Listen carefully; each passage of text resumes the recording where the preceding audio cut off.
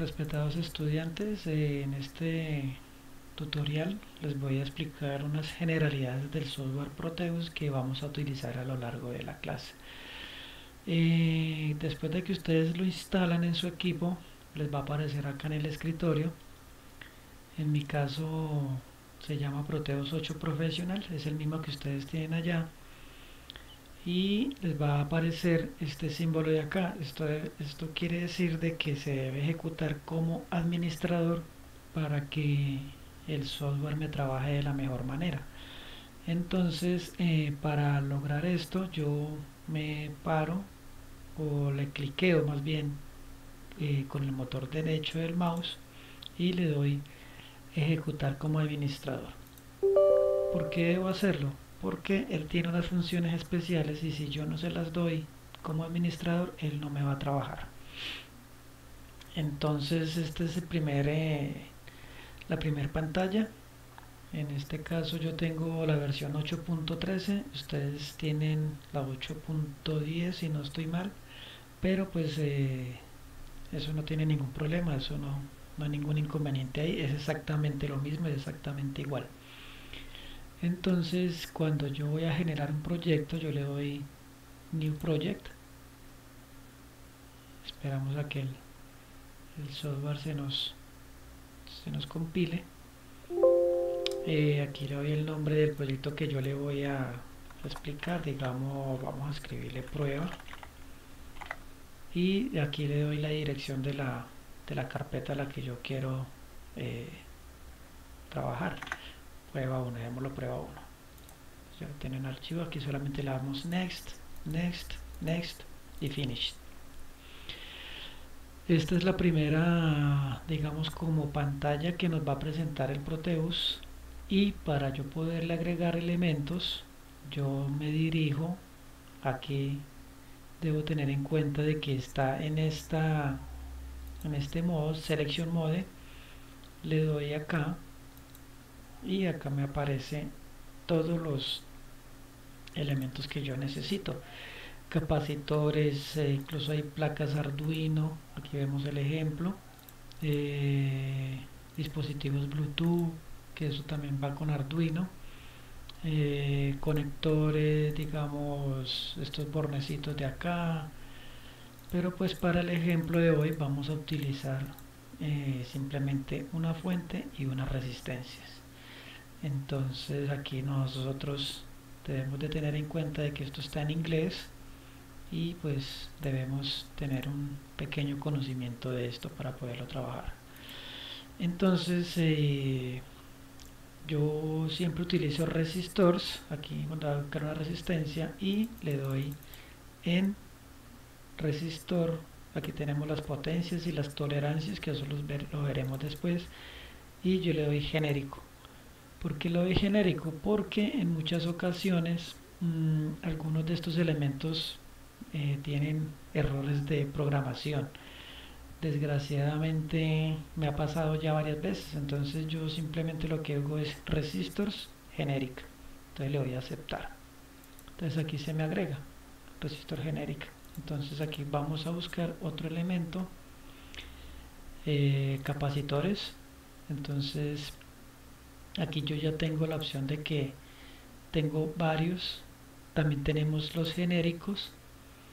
Entonces aquí tenemos capacitores no electrolíticos, el electrolítico, que es el que tiene, digámoslo, polarización. Este está el polarizado, el que normalmente coloquemos. Digamos, en el electrolítico es un material con un papel húmedo, que es el que separa aquí las dos placas. Y el no electrolítico es uno de los que conocemos como cerámicos, como lo que conocemos como las lentejitas. Eso es como esa categoría de capacitores. También acá tenemos unos que son animados. Entonces podemos colocar capacitor activo animado, y le puedo dar doble clic y él se me va a agregar acá. Y después de esto vamos a buscar una fuente. La fuente está así, la fuente está en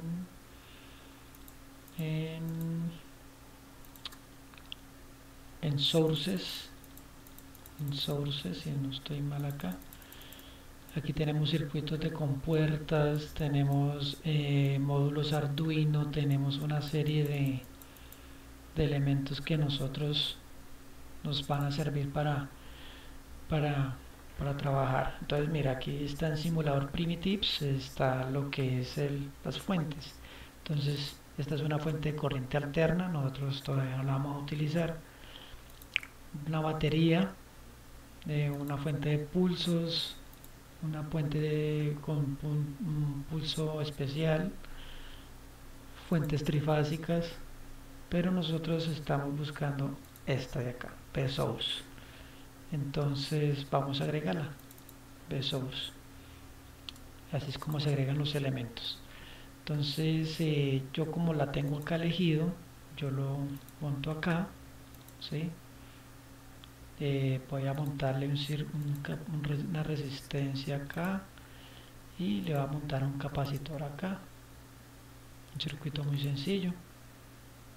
Entonces aquí yo lo que hago es como darle clic para que él le saque el cable. Ahí le doy clic, le doy para que se mueva el cable y conecto el elemento. Y acá le voy a dar lo mismo, es como si estuviéramos haciendo un dibujo. Y acá en esta parte nosotros podemos modificarle los parámetros de los elementos. Yo voy a decirle aquí por defecto tiene 1 voltio, pero yo voy a decirle que necesito 5 voltios. La resistencia aquí me dice que es de 10K. Yo le puedo decir que la dejemos de 100K, a ver cómo nos trabaja. Y el capacitor aquí dice que es de 1000 microfaradios y voltaje de trabajo 12. Este no quiere decir de que yo deba colocar la fuente en 12 voltios. Esta es digamos es el voltaje máximo que él va a permitir. Entonces, para tener en cuenta eso, dejemos este en 1000 microfaradios. Si yo quiero aumentarle, pues simplemente yo lo que hago es, digamos, a 1500, pero dejémoslo en 1000 como para el ejemplo. Y acá vamos a hacer otra cosa. Vamos a revisar. Estos son mis elementos. Aquí está el símbolo de los elementos. Este es el de la símbolo de selección. Acá tengo terminales. Muy importante, vamos a montar la tierra, ¿sí? Este son el símbolo terminales tierra y lo monto acá. La tierra siempre es importante colocarla en los circuitos. Muchas veces también por eso nos da error. Acá tengo otros diversos conectores que eso pues ahorita no lo vamos a utilizar. Acá yo tengo un elemento que nosotros sí vamos a utilizar en un momento dado, que es el interactivo. Tenemos análisis de frecuencias. Acá tenemos generador de señales de corriente directa, señales seno, señales de pulso, exponenciales, de onda, en este caso sería onda seno, otra señal de pulso, una señal de archivo, un archivo que yo tenga por ahí en el computador, señales de audio, señales random, que es la que uno quiera instalar. En fin, acá hay varias señales. Esta es una señal escalón, señal reloj, otra señal de pulso, un HDL, un patrón, en fin. Y acá tengo salidas de voltaje, corriente y salidas magnéticas. Esto pues la verdad no es muy importante utilizarlas. Lo que vamos a utilizar en el curso son este tipo de elementos. Y acá este elemento sí que es importante, que lo vamos a utilizar muy seguramente, el osciloscopio, el voltímetro y el amperímetro. Sí, amperímetro. Debemos de tener en cuenta, que eso ya después les explico, que en este caso como la fuente es de corriente continua, debo utilizar un elemento que me maneje corriente continua. Si fuera con corriente alterna, pues obviamente tendré que utilizar una de corriente alterna. Entonces pues este es el voltímetro, yo lo voy a colocar acá y lo voy a conectar acá. Ya después les explicaré cómo es que debe funcionar este y cómo es que debe ir conectado, porque eso depende de lo que yo vaya a medir. Si yo voy a medir amperajes, debo conectarlo en serie o cargas, digamos, en miliamperios, en este caso en miliamperios sería este elemento, y si yo voy a medir voltaje, como es en este caso, se conecta en paralelo. Yo necesito saber el voltaje que tiene este condensador.